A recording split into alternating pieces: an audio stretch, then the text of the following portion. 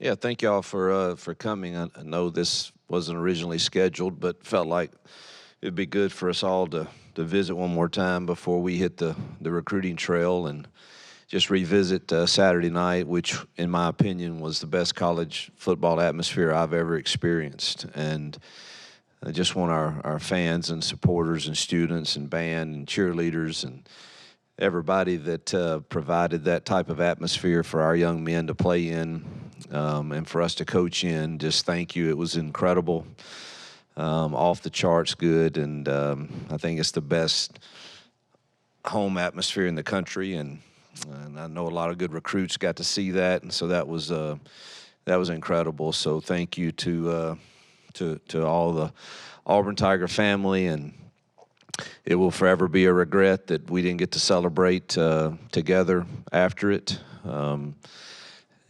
So I would have immensely enjoyed that, and that would have really been nice. And having said that, I think that our kids played with the type of passion, energy, and physicality that you have to play with top teams in the country.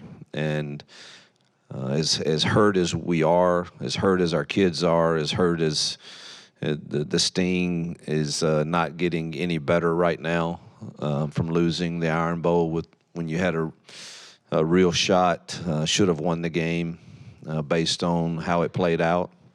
And but that's something that we certainly has laid a foundation. I mean, we played 3 top 10 teams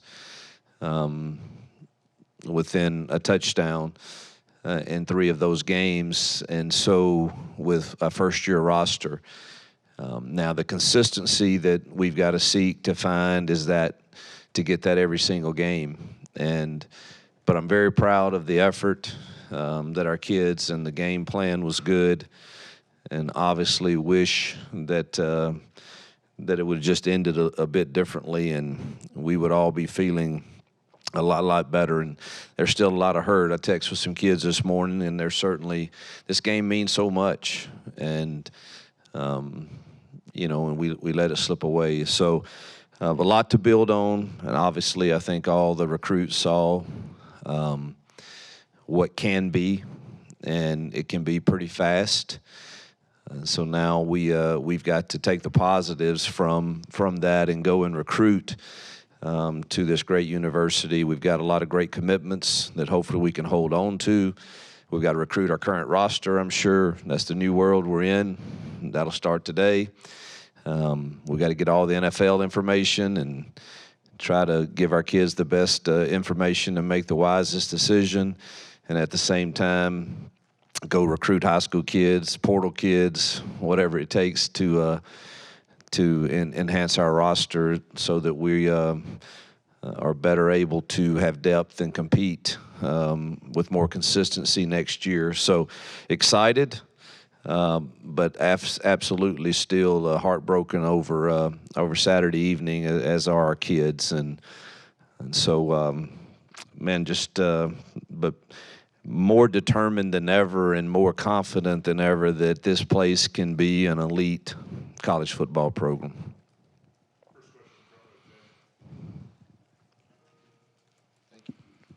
Hugh, obviously, you finished your regular season, your first one here with back-to-back just tough losses. Talk to me about your headspace on Sunday when you wake up as a man and as a leader of this program. I'm sure it's tough. Well, I never went to sleep, so I didn't wake up. I just it's just this profession is we sign up for it, and it's difficult. And I try to keep things in great perspective about the big picture of why we coach, and I have to preach that to myself after losses like the last few, because we truly are. My window of coaching is in the spectrum of life is pretty small. And what I do with that window matters long after the program is over. And I know fans and media and coaches, all of us live and die with every game. But if you look at the big spectrum, I know that we're pouring into the people in this program the right things. you try to get some comfort with that, but it's hard. There's no two ways about it. You run through every single play that could have made a difference, and do you do anything different?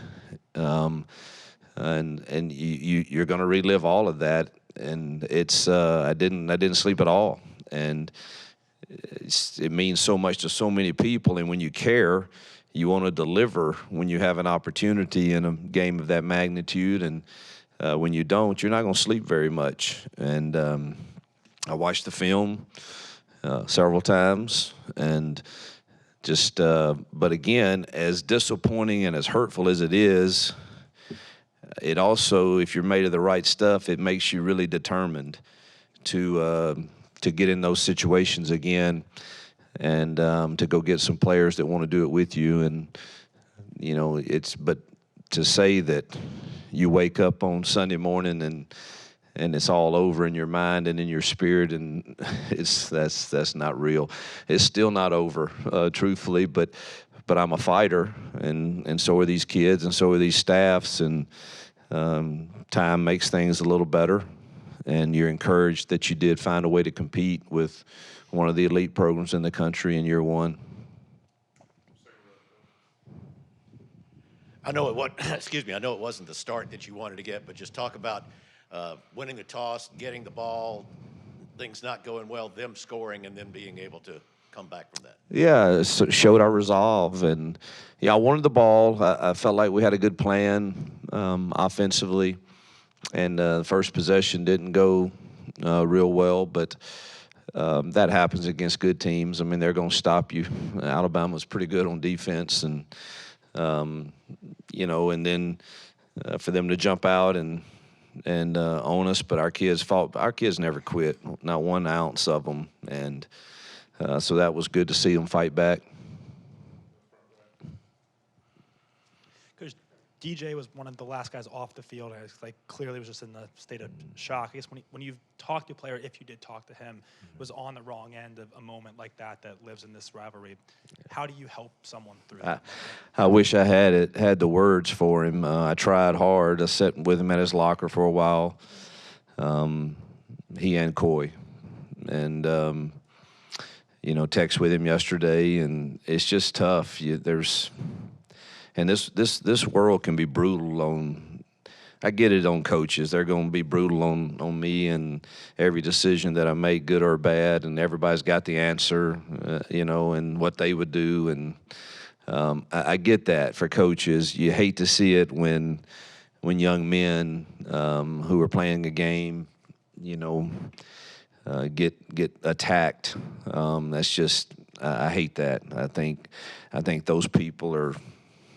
Well, I just think those people need to get a life and a perspective. But no one hurt more than Coy and DJ. And truthfully, in the scheme that we were in that play, I know DJ will get all of the criticism, but truthfully, there should have been somebody else standing there with him to help him also. And so it's not just him, even though he's feeling the weight of it, and he's feeling the weight of it. His words at his locker were just, "Coach, I let you down. I let you down," and and he felt that because of not only that play, but the one right before half when we were up 14-10. He didn't get the call, and gave him a long TD pass there, and so he felt the weight of the world on him, and I just told him we'd get through it. We love you.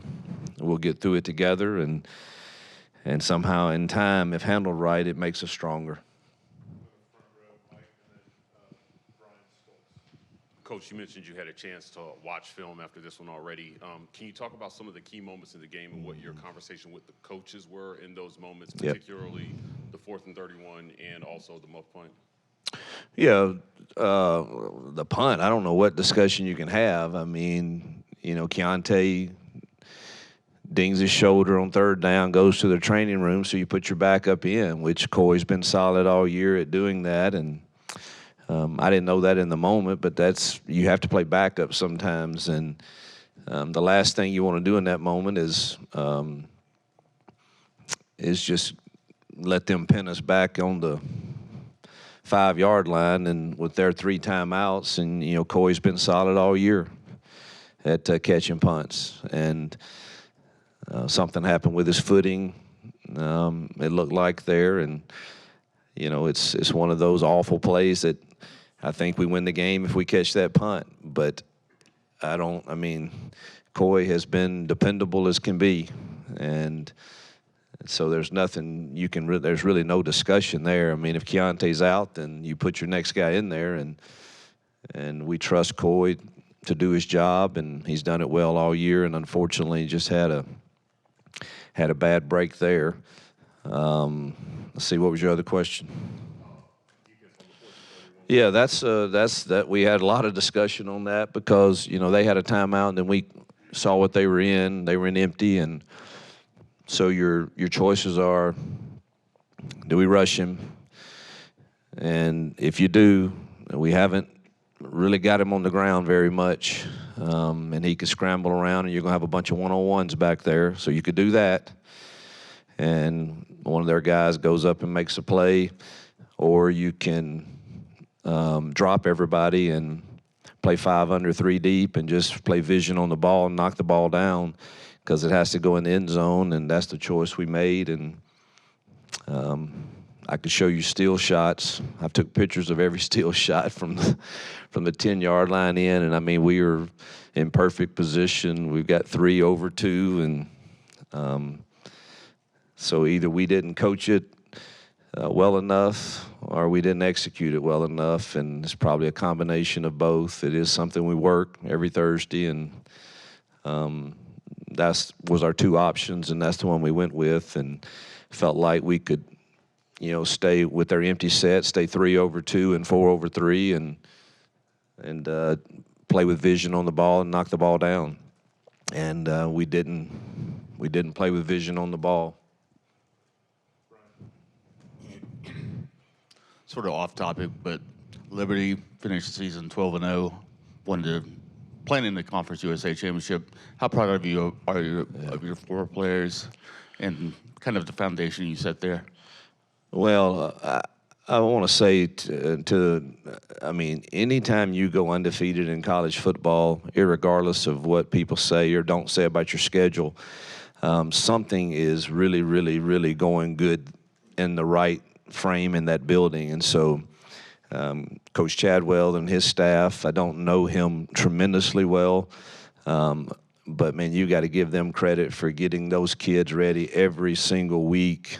And as that season went on, I'm sure the pressure to succeed kind of builds in that building, and credit to their staff and their kids for responding every single time. And now they get to play for the first ever conference championship. And so, yeah, obviously what we did there was fun and good, and I think we helped start building that program in FBS play. But the credit goes to those guys there right now that have found a way to take all of those pieces that were there, and I'm really happy for the kids that I know and help recruit, and I'm sure he combined those kids with some others and made them a team. And so congratulations to them and to AD, Ian McCaw, and that entire administration and fan base.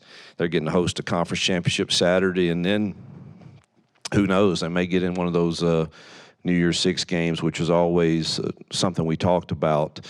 I'm not sure where all that stands right now. They'd have my vote if I had a say in it, but congratulations to them.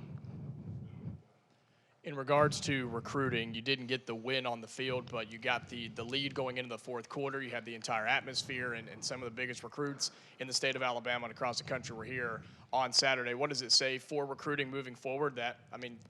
Besides the win, you got everything you wanted. Yeah, everything but the win, and that would have been huge. But the recruits, I think, see it. The battles are never over when you're talking about battling for the top guys in the country. But for them to have that as an experience, it certainly is a positive for us. I don't know that they've been to a game that was quite like that. And so I think it was a step in the right direction for us to hopefully get to the finish line with some of those guys. And again, a lot of credit goes to our fan base. Yeah, Coach, as you look ahead to, the bowl game and just kind of the trend, if you will, of, guys not playing in the bowl game, how do you approach those conversations? And kind of what are you expecting on that front? Girl, you're on top of it, because that thing is this is new to me. I've never didn't have a single kid at Ole Miss. I didn't get to coach in the Arkansas State one because I'd left. Didn't have a single kid do that, and obviously at Liberty I didn't either. But I left last year before the last one. But that is a difficult deal for me. I've always believed you finish. You finish with your team. We signed up for this.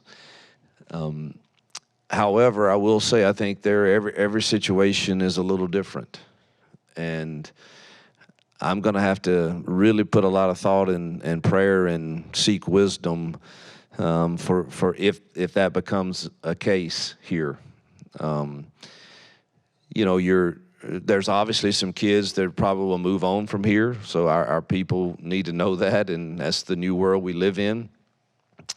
And do you take to the bowl game those guys that are choosing to do that, or do you not? You certainly need to have some numbers to have. You want to do well and you want to prepare well, so you've got to have some numbers to do that. So that's a very, very, I think every coach probably would say. I guess some are pretty cut and dry on it. This is my first experience with it, believe it or not. I've never had to deal with it before, and so I'll be learning through the process myself.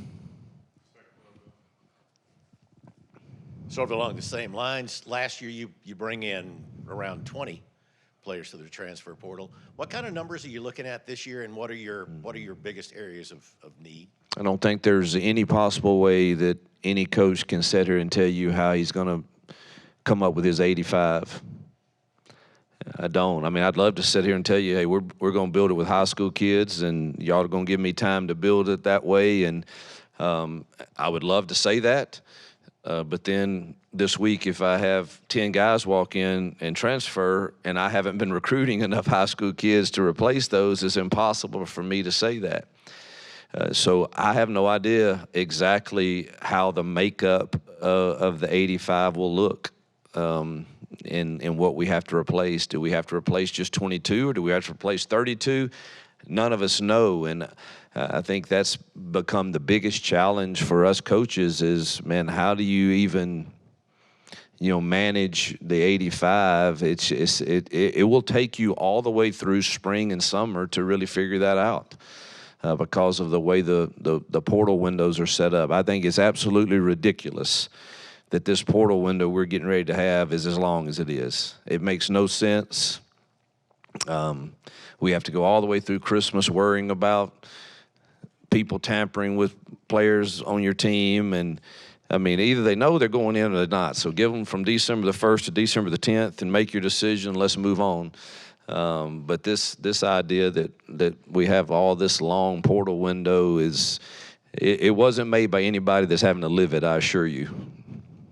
Did I answer your question? Okay. It's been a year since you took over. You guys, when you came in, you said, hey, I understand, obviously, with Gus being here, what Auburn's about.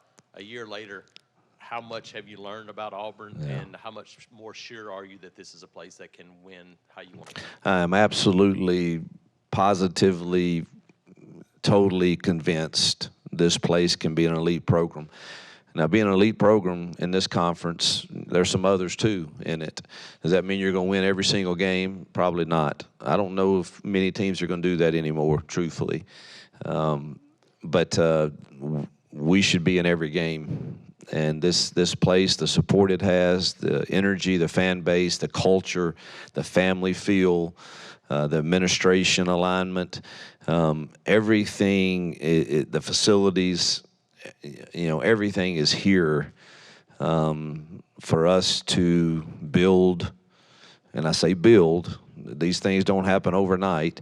To build a championship team, and it's here, and we can do it. And I do think it's important that we recruit young men that understand they're going to be blessed by being at Auburn. We have the resources to bless them, but entitlement doesn't come with that, and they need to fit the culture and the standard that should be for everybody, regardless of how blessed you feel you are. We should continue to try to earn those every single day because people are investing in us. And so, but I'm totally convinced, and my family loves living here. We love the encouragement you get from the common fan that loves this place, and it's just it's been a blessing. Wish we would have delivered more wins, but I'll always feel that way probably. Coach, you talked about the reality of having to re-recruit your current roster. Talk about what the conversations with those kids are like, because that might be a vital part of getting to your 85, right? Say you have a kid like Holden who didn't play a lot this year, but maybe looking at options, about where he can actually get some time after the season. Only way I know to be is totally transparent, is tell them the truth. The truth for some is your chances to play here are probably slim. The truth for others is, man, there's an element of patience that needs to be involved in your decision. You're going to be really good if you can just be patient and not listen to the voices that want immediate gratification, or certainly you've got the money aspect that's involved in all of this now. And I think you should choose the place and the culture and the environment that's going to develop you for the long term, for the long haul. And I think everything is better when you're in that environment for yourself. But some need to have patience, and other discussions are just going to be truthful with how we see you fitting into this roster.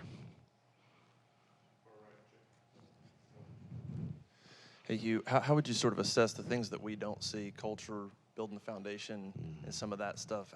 What kind of progress do you think you've made in a year of setting that type of foundational stuff?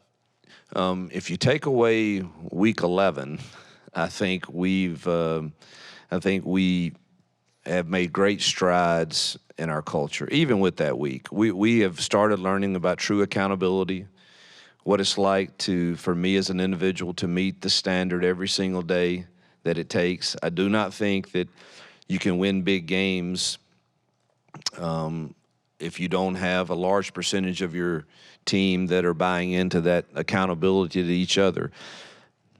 I think the one thing that I'm still searching for more wisdom on, and we've gotten better, is this element of when you and I played, there was this element in our locker room and outside the locker room of community and communication, and man, this new world of we talk to each other through text and we date through Snapchat and all of that world, man, I think you miss this element of true community. And when you have true community, it's easy to hold each other accountable because you and I have a relationship, and I can say to you, come on now, that's not the way we do that. And so I'm still wanting that to grow. It has gotten better.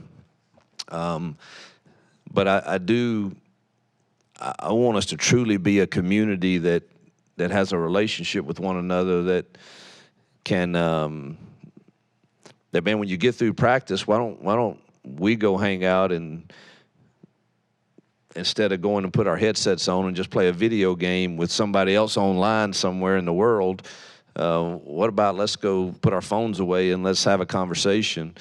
Maybe I'm living in a fairy tale world, I don't know, but I want to develop that here. And and I'm still. We absolutely, the culture has gotten better, the standard has gotten better, the accountability has gotten better. I wish, I'm hopeful that I can continue to build the community aspect of what a team really is.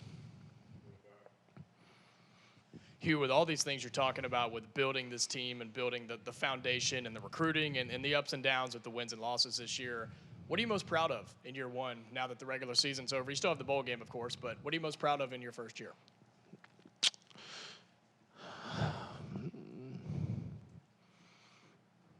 Probably most proud of the Auburn family that supported us. It's hard for me to sit here and say I'm proud of our kids in the fight that we showed. I mean, they really. I mean, you lose 4 straight games, that thing could have gone a lot of different ways. And I thought they stayed engaged, which says our staff did a decent job of keeping them engaged. And we certainly played some of our better football in last Saturday's game. So all of that's encouraging. And but it's hard for me to sit here and say that I am proud of delivering 6 wins when I feel like it could have been more. But man, the Auburn family and fans were just absolutely have blown me away, which makes us want to deliver to them a product that they can be so happy with. And I know we were limited, and I know we were. You could see there's different athleticism on the field in some games, but yet our kids found a way to compete. And so I'm very proud of that. But sure wish we could have had a few more in the win column. Back to Saturday night. At the end of the first half, when you get the ball you've got the ball out to midfield with, I think, 11 seconds and a timeout. Was there any thought of running it then and then using the timeout? Where did you feel like you needed to get to give Alex a chance? Probably, he probably would have been good from 53 or so, 54 maybe. I can't remember that scenario with 11 seconds. Did we still have a timeout left? Probably felt like we could, I think we dropped the ball on that possession that would have put us close to field position. And then I can't remember what happened at 11 seconds. I know it was 6 seconds on the Hail Mary. I can't remember what we did there. He had to throw it away. So, it's, we do that a lot. We've been pretty balanced on those type decisions, and I guess felt like we had some open things. I thought we had some good route concepts that would give them problems, and we just had to call them at the right time. But, we could have tried that, I'm sure. Could you look ahead to 2024 attendance after this season where you had record attendance, 7 sellouts? Maybe a message to the Auburn fans for 2024? Man, thank you, number one. Thank you. And, man, get your season tickets for next year. We're going to make you proud, and you're going to enjoy watching us build this program. So stay in the fight with us, and we thank you so much. You shift into bowl practice mode after kind of a couple of weeks. How valuable is that, first of all, and kind of how is your approach to bowl practices in terms of your young guys and the way you kind of get those guys as a maybe extended spring? Yeah, our bowl. I'm not one that grinds them during bowl. I'm really not. I want them to enjoy the journey and the process. Try to get our young kids a lot of work. Hopefully, get them in the game some. Particularly those DBs. We need to get those young DBs a lot of reps in those games. We think they have a chance to be really good players. The T. Scotts and Ken Lees and Terrence Loves and Sylvester Smiths and that group of kids that and J.C. Hart. We all think they have a chance to, and they're going to have to play next year. So we need to see them, and but we'll see. I'm going to sit down today. That's one of the things on my list, and just make a hypothetical practice schedule based on the bowls that I think we could end up going to. So I have that ready. and we'll try to get 5 to 6 here, and then usually 3 more at the practice site. So usually around 8 practices is kind of what we try to get in and get a lot of good individual work and obviously a game plan together. But excited to get some of those young kids some work. Coach, thank you for your time. Yep. Thank you. Hey, I want to say one more thing that everybody will point to, the last plays and DJ and Coy and everything, but there are other plays in that game too that, that make a difference. So it's not just on those 2 for those kids, and obviously they're magnified because of the time to which it was in, but we could have put it away with another TD down on the 5-yard line too, and I thought Peyton threw a heck of a ball there and it hit our guy right in the face mask, and we got to make that play. And so it's not just those 2 young men that and those 2 plays or coaching decisions on those 2 plays that we had other chances too in that game. And so anyway, I just wanted to say that, man. Thank you guys for this year. I appreciate your covering our program, and I guess we'll visit again toward the bowl game.